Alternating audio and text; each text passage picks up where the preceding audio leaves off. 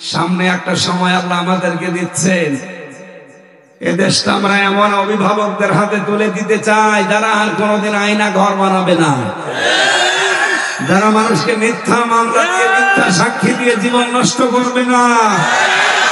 এরকম অভিভাবকদের কাছে আমরা এ দেশটা দিতে চাই, বলেন। কিন্তু আন্তর্জাতিক কিছু ষড়যন্ত্র এখনো শেষ হয়নি, চলছে। বললাম ওই উগ্রপন্থী হিন্দুরা বসে নেই, ওরা চেষ্টা চালাচ্ছে, লক্ষ কোটি কোটি টাকা খরচ করছে ট্রাম্পের লোকের পেছনে।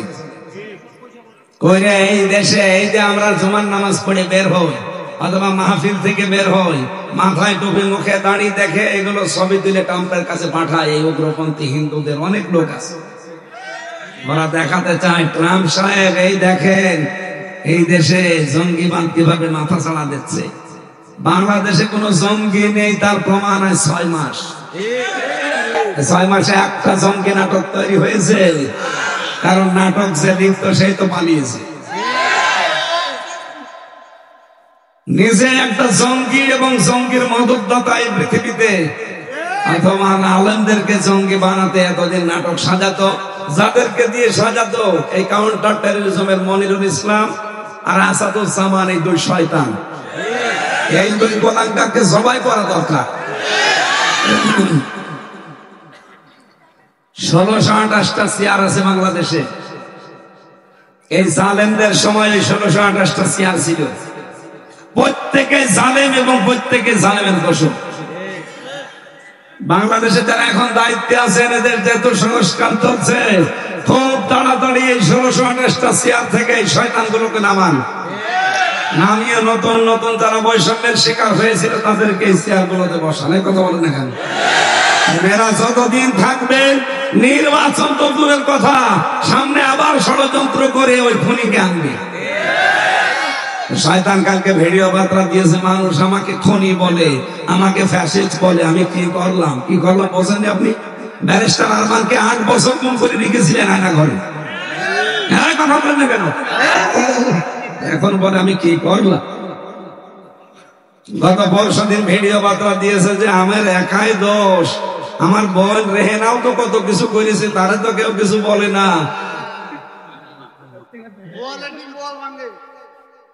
আপনি একটা লোক দেখান তো, এই সন্ত্রাসী দলের একটা লোক দেখান যে তাদের কোনো ভালো কাজ আছে, দেখান। খালি টাকা পাচার করা শোনায়। ওই পদ্মা সেতু করেছে, এলাকার মানুষ পাগল হয়ে গেছে। আর পদ্মা সেতু করতে যে টাকা খরচ হয়েছে, এরকম 4টা পদ্মা সেতু বানানো যায়। যত টাকা পাচার হয়েছে 15.5 বছরে, এরকম 36টা পদ্মা সেতু বানানো যেত। সবগুলো পাচার করে করে যাওয়ার সময় 14টা ব্রিফ কেস নিয়ে গেছে। ওগুলো তো সব মাটি ভরাট করা ছিল। বলেন, মরতে বুঝে ফেলিস।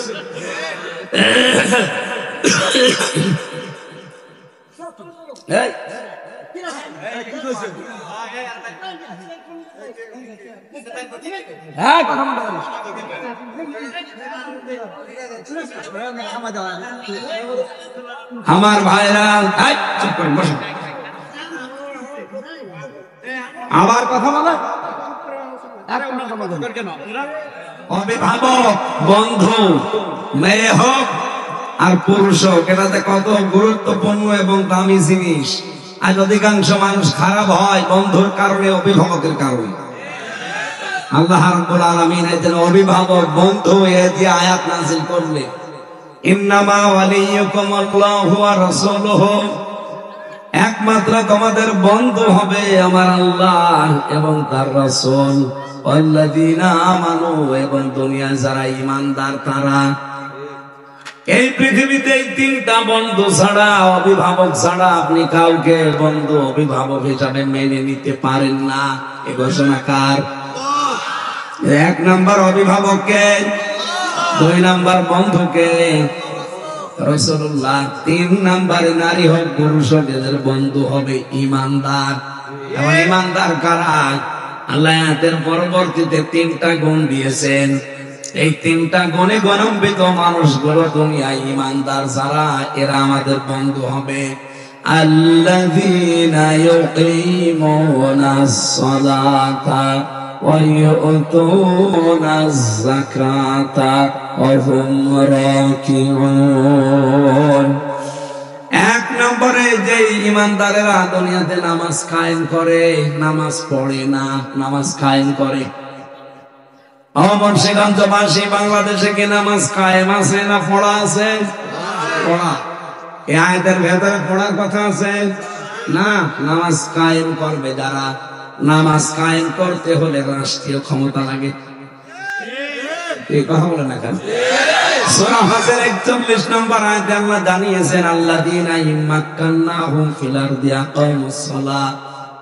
আমি যদি ইমানদারকে রাষ্ট্রীয় ক্ষমতা দান করি, তার প্রথম কাজ হবে যে নামাজ কায়েম করে দেবে। তার মানে এই কায়েম করার কাজটা মানুষের না, এটা রাষ্ট্রের। আমরা নামাজ পড়তে পারি, এই জন্য ফাসাল্লি লিরাব্বিকা, আপনার রবের নামে নামাজ পড়েন। আপনি যদি নামাজ পড়তে পারেন রবের নামে, ওয়ানহার, আর জীবনে ত্যাগ করতে পারেন, কোরবানি দিতে পারেন, আপনার সময়ের কোরবানি, সম্পদের কোরবানি, জীবনের কোরবানি, আপনার যত কিছু আল্লাহ দিয়েছেন এগুলোর কোরবানি যদি ঠিকঠাক মতো আদায় হয়, তাহলে আপনি কাউসার পাবেন কিয়ামতে। কি পাবেন? কিন্তু নামাজ কায়েমের কথা আল্লাহ আয়াতগুলোতে দিলেন। আল্লাহকে যদি কেউ সত্যি আমরা অভিভাবক হিসাবে পেতে চাই, রাসূলুল্লাহকে কেউ যদি অভিভাবক হিসাবে পেতে চাই, আর এই বাংলাদেশে আমরা যদি কাউকে অভিভাবক হিসাবে দায়িত্ব দিতে চাই, এই তিনটা গুণ তার ভেতরে থাকা লাগবে। যারা নামাজ কায়েমের আন্দোলন করে। বাংলাদেশে হাজারো মুসলমান নামাজ পড়ে, কিন্তু নামাজ কায়েমের কোনো চিন্তা নেই। কথা বলে না কেন? যেহেতু নামাজ কায়েম করতে হলে রাষ্ট্রীয় ক্ষমতা লাগে, আর এই জায়গায় যাওয়ার কথা বললে বলে এটা রাজনীতি। কথা বলে না কেন?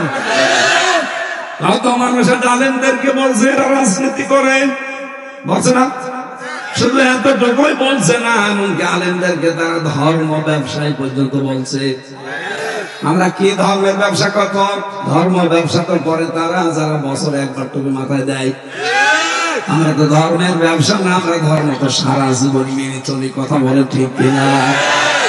সত্যি সত্যি যদি আপনি এই দুনিয়াতে কাউকে অভিভাবক হিসাবে দায়িত্ব দিতে চান, সামনে যেহেতু দায়িত্ব দেওয়ার সময় আসতেছে, কথা বলে না কেন? এমন মানুষকে দায়িত্ব দেওয়া লাগবে যারা নামাজ কায়েমের আন্দোলন করে, যারা প্রতিদিন এভাবে লিখে রাখা লাগে যে আমি নামাজ পড়ি, তাও জামাতে পড়ি না, একা একা পড়ি। এটা লিখে রাখা লাগে না? আমি আন্দাজে বললেই হবে না। এদেশে তো কত দল কাজ করছে, কোন দলের কর্মসূচি আছে দেখান যে লিখে রাখা লাগে। আমি নামাজে এমনি পড়লাম না জামাতে পড়লাম, এটা আবার লিখে দেখানো লাগবে। কি বেশি বলছি? এই ট্রেনিংটা আপনি কোথায় পাবেন? সেখানে আপনি দেখবেন যে নামাজ যারা কায়েমের জন্য চেষ্টা চালায়, শুধু নিজে পড়ে না, নিজের বউ ছেলে মেয়ে পড়ে না, ওরা চেষ্টা চালায় পরিবার, সমাজ এবং রাষ্ট্রে যেন নামাজ কায়েম হয়ে যায়। এটাকে যারা রাজনীতি মনে করে মুখ ফিরিয়ে চলে যাচ্ছেন, আপনার ঈমান থাকবে না। 2 নম্বরে যারা যাকাত ভিত্তিক অর্থনীতি কায়েম করতে চায়। যাকাত কি? অনেকে আমরা মনে করি বছরে একবার সোনা রূপার যাকাত দিয়ে দিলাম, হয়ে গেল। না, কে বলেছে? লিকুল্লি শাইইন যাকাতুন ওয়া যাকাতুন জাসাদুস সাওম। পৃথিবীর প্রতিটি জিনিসের যাকাত আছে, আর শরীরের যাকাত রোজা। এই হাদিসের ব্যাখ্যায় পড়েছি, দুনিয়ায় এমন কোন জিনিস নেই যার যাকাত নেই। এটা আমি কথা বলছি, কথা যাকাত আছে। আমি যে এলেম অর্জন করেছি, এলেমেরও যাকাত আছে। আমি দুনিয়াতে যা করছি, আমার ক্ষমতারও যাকাত আছে। ওসি সাহেবের ক্ষমতার যাকাত কি জানেন? এই যে ওসি যিনি আছেন এই শ্রীনগর থানায়, একটা লোককে কনস্টেবল ধরে পিটাচ্ছে। ওসি সাহেব যদি বলে, ওই বেটা কি করিস?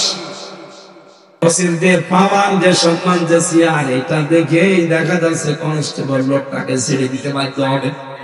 এটা তার যাকাত, এটা ক্ষমতার যাকাত। আমার কথার অর্থ বোঝেন আপনি? এখানে পৃথিবীর প্রতিটি জিনিসের যাকাত আমরা যেন আদায় করতে পারি। আজ বাংলাদেশে ইসলামী ব্যাংকে মোশারাকা, মুদারাবা, মুরাবাহা, বায়ে সালাম, বায়ে ইস্তিসনা, বায়ে মুআজ্জাল, বায়ে ওয়াহিদা, এরকম 28টা নিয়ম দিয়ে তারা ব্যাংক চালাচ্ছে।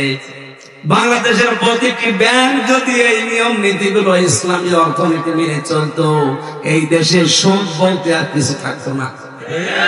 এটা হওয়ার জন্য রাষ্ট্রীয় ক্ষমতা লাগবে, তাছাড়া জীবনও সম্ভব না। বাংলাদেশে আমরা চাই সোনালী ব্যাংক, রূপালী ব্যাংক, অগ্রণী ব্যাংক, চৈতালি ব্যাংক। চৈতালি আছে হবে, এটা হবে। যত ব্যাংক আছে সব ব্যাংক চলবে ইসলামের এই অর্থনীতির অনুসারে। আরে ভাই, আপনি সুদের বিষয় বলছেন, কত মারাত্মক জিনিস এটা। কেউ যদি 1 টাকা পরিমাণের সুদ খায়, সে যেন মায়ের সাথে 33 বার জিনা করে। এই মুন্সিগঞ্জ এলাকায় আছে কিনা আমি জানি না, কত মানুষ দেখবেন টাকা ছেড়ে রাখে, 1000 টাকা ছেড়ে রাখে, মাসে মাসে 200 টাকা করে বেশি পায়। এটার নাম কি? আরে সরি, এটা কিন্তু মায়ের সাথে জেনা করার গুনাহ হচ্ছে। শ্রীনগরবাসী বিবেক দিয়ে বলেন, আমি মায়ের সাথে জেনা করে এসে নামাজে দাঁড়ালে হবে? বলেন, এই মুহূর্তে আসল টাকা বাদ দিয়ে সুদের এই লাভের টাকা ছেড়ে দেওয়া লাগবে। কারা কারা ছেড়ে দেবেন? হাত তোলেন তো। এই এলাকায় তো সুদ একেবারে ঘরে ঘরে। তার মানে আপনাদের এলাকায় 180 মাইল থেকে চলছে।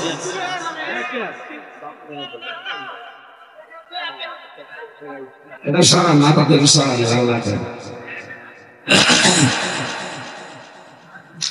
আমার ভাইরা, তাহলে বাস্তবতা যেটা বোঝাচ্ছিলাম, এই পৃথিবীর ময়দানে এই মুহূর্তে সিদ্ধান্ত নিয়ে যান, মরে যাব না খেয়ে তার সুদের সাথে টাকা লাগাবো না। আপনি মরে যান ভাই, মরে গেলে আপনি তাও জানতে পারেন। আর সুদের সাথে টাকা লাগিয়ে মায়ের সাথে জেনা করে যদি যান, কিয়ামত পর্যন্ত কবরে তো শাস্তি হতেই থাকবে। কিয়ামতের পরে সুদখোরকে জীবন আল্লাহ জান্নাত দেবে। হ্যাঁ, অনেকে সুদের টাকা একেবারে পাহাড় পরিমাণ তৈরি করে রেখে যাচ্ছে। আরে ভাই, যে গুনাহ কামাই করে গেলেন, আপনার এই টাকা পয়সা হয়তো আপনার বউ, আপনার ছেলে মেয়ে পায়ের ওপর পা তুলে দিয়ে খেতে রাজি আছে। এই অবৈধ ইনকাম তারা খেতে রাজি আছে, কিন্তু পাপের বোঝা নিতে রাজি না। আপনি জিজ্ঞাসা করে দেখেন বউকে, যে তোমার জন্য তো করি, এই যে সুদের সাথে আমি একটু জড়িত আছি হালকা পাতলা, এর দ্বারা যদি গোনা হয় তুমি কিছু নিবা? ওর বউ বলবে, কিসের কি? বিয়ে করেছো, তোমার দায়িত্ব তোমার, কোথা থেকে খেতে দিবা আমি জানি না। সুতরাং কার জন্য আপনি পাপ করাচ্ছেন? আর দুনিয়া যা, এটা তো পুরো ধোঁকা। 100 বছর পরে এই জায়গায় আমরা যারা আছি, একটা মানুষ থাকবো, সব মাটির নিচে। এখানে নতুন মানুষ এসে এই বাজার চাষ করবে, এই জমি চাষ করবে, কথা বলে না। 100 বছর পরে আপনাকে কেউ মনেও রাখবে না। আর আপনি যদি ফিরে আসেন 100 বছর পরে, মুন্সিগঞ্জ ঢুকতে পারবেন। আমি আমার 3 পুরুষের পরে আর চিনি না। আমার বাবা রিয়াজউদ্দিন, তার বাবা জাহান আলী, তার বাবা নওয়াজ আলী, এরপরে আমি চিনি। খুব বেশি হলো নওয়াজ আলীর বাবা না 100 বছর আগে মারা গেছে। এই লোকটা যদি এখন আমার কুষ্টিয়া জেলা এসে, আমার বাড়ি কুষ্টিয়া, এসে যদি বলে এই 2 তলা বাড়ি আমার, এই ভিটা আমি বানিয়েছিলাম, আমি এখানে থাকতে চাই, ও দাঁত মুখ খুলে ফেলবো না? লন্ডনে কোনো জায়গা পান না। কিসের নওয়াজ আলীর বাপ আপনি? আমি তো নওয়াজ আলী চিনি না। এক কথা বলছে না কেন? এই জন্য একার জন্য আমরা কি করছি পাগলের মতো? আমাদের সন্তান হওয়া লাগবে ভাই। বড় সমস্যা আছে, আমরা এই বোকামি করি। 100 বছর পরে যে তার কেউ থাকতে পারবো না, কার জন্য আমি অপরাধে পা বাড়াবো? দরকার আল্লাহর বিধান মানতে গিয়ে না কে বললাম। এই জন্য বন্ধ বানানো লাগবে, অভিভাবক হিসেবে তাদের দায়িত্ব দেওয়া লাগবে, যে মানুষগুলো যাকাত ভিত্তিক অর্থনীতি চায়। আর যারা সুদ চায় তাদের হাতে দেন, মায়ের সাথে জেনা করে মরবে। অহম রাকিউন, যারা রুকুকারীদের সাথে রুকু করে, তার মানে জামার বদ্ধ হয়ে যারা নামাজ আদায় করে, জামাতে নামাজ আদায় করে যারা, আর জামাতে নামাজ আদায় করার জন্য পরিবেশ কায়েম করা লাগবে না? মুসলমানদের কাছে আমি নামাজের কথা সচরাচর বলি না, কারণ মুসলমান যদি নামাজ না পড়ে, সে নারী হোক আর পুরুষ হোক, ও আর মুসলমান থাকে না, ও কাফের হয়ে যায়। মুসলমান আপনি নারী পুরুষ দাবি করেন তো আমি মুসলমান, আর আপনি নামাজ পড়েন না, আপনি তো কাফের হয়ে গেছেন। এখানে নামাজের ওয়াজ আমার মনে হয় আমি করিও না, ও সাথে ঠিক হতো। কেন নামাজের ওয়াজ করা লাগবে মুসলমানের কাছে? যে লোকটা নামাজ পড়ে না, তার মূল্য আল্লাহর কাছে কুকুরের চাইতেও খারাপ, শুকুরের চাইতেও খারাপ। মুসা নবীর জামানায় এক মহিলা এসে বলছে, মুসা নবী, আমি যৌবনের কারণে জিনা করেছি, আমার পেটে একটা সন্তান ছিল, ও জন্ম নেওয়ার পরে ওরে আমি আষাঢ় দিয়ে মেরে ফেলেছি, আমার এই গুনাহ মাফ হবে? আমার মতো অপরাধী কেউ আছে? মুসা নবী তো রাগী নবী, বললেন না, তোরে আল্লাহ মাফও করবে না, তোর মতো খারাপ মহিলা দুনিয়ায়। সঙ্গে সঙ্গে জিবরাইল এসে বলে, মুসা নবী না, এই কথা বলবেন না, আল্লাহ আমাকে বলেছে যে এই মহিলার চাইতে নিকৃষ্ট মানুষ দুনিয়ায় আছে। মুসা নবী বলে, ইয়া আখি জিবরাইল আনজুর ইলাইকা, ও ভাই জিবরাইল আমার দিকে তাকান, কি বলেন আপনি? এই মহিলার চাইতে খারাপ মানুষ দুনিয়ায় আবার কে? হযরত জিবরাইল বলে, এই কথাটা বলতে আল্লাহ আমাকে পাঠিয়েছেন। এই মহিলার চাইতে আল্লাহর কাছে নিকৃষ্ট মানুষ ওইটা যারা সুস্থ থাকার পরও নামাজ পড়ে না।